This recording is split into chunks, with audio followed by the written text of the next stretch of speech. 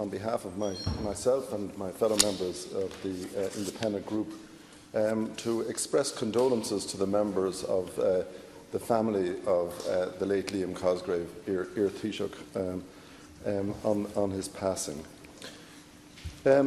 Many words have been spoken about him since his death, and some of them have been well publicised.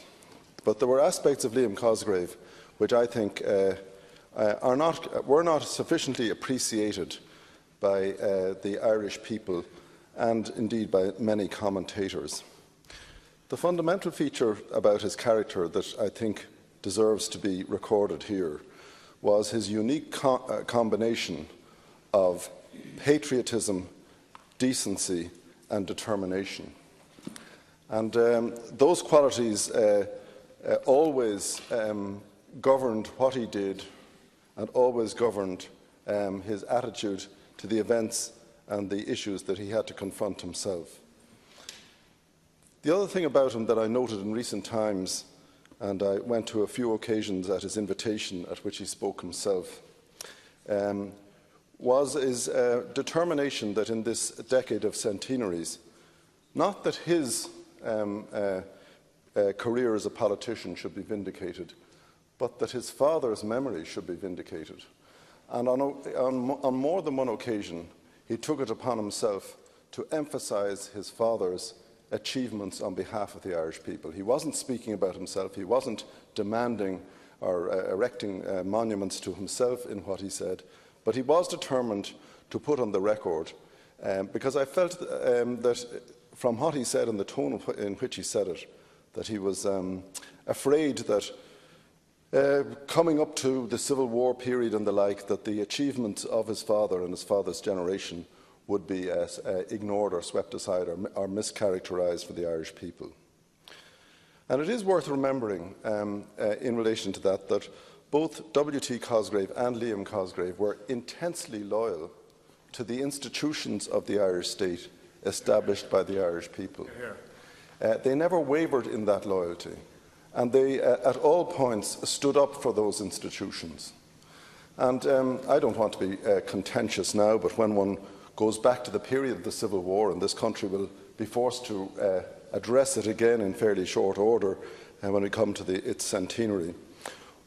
One thing that occurs to me is that Collins and others were Republicans, and they were people who were determined to establish the independence and sovereignty of the Irish people.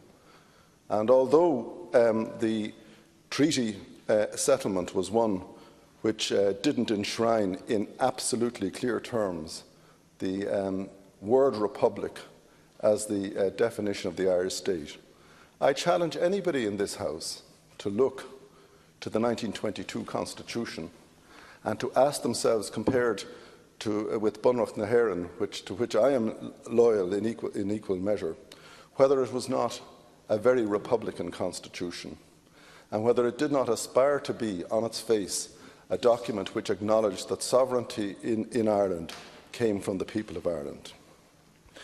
And the second thing that I want to say in relation to Liam Cosgrave was this, that he was a man of few words and a man of shrewd judgment.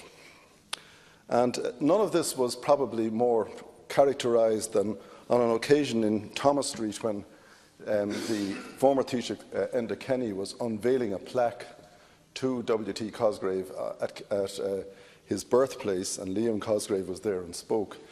Enda Kenny said the following about him.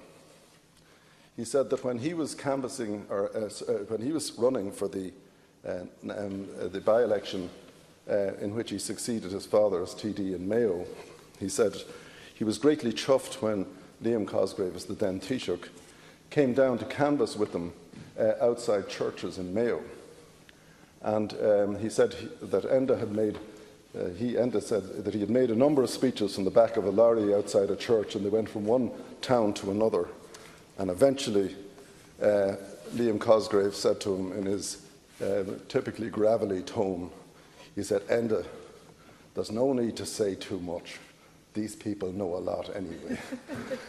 And that sums up to me the character of Liam Cosgrave, the man who had faith in the people, had faith in their judgment, and was giving a kind of a quiet piece of advice to the man who was to succeed him as Taoiseach of Ireland. So on behalf of my colleagues, I do want on this occasion to record my personal sadness at the passing of Liam Cosgrave. I saw him on the day of the 1916 celebration when he was quite ill, and he came in the back of, to the back of the GPO in his car and had to remain in the car due to ill health. But when it came to the national anthem, he got out of the car with some difficulty, stood to attention, hand across his heart, and then went back to his car. And I said, there is a real patriot. And I don't think I can say any more about him. Thank you. Thank you, Senator. Senator Neil O'Donnell.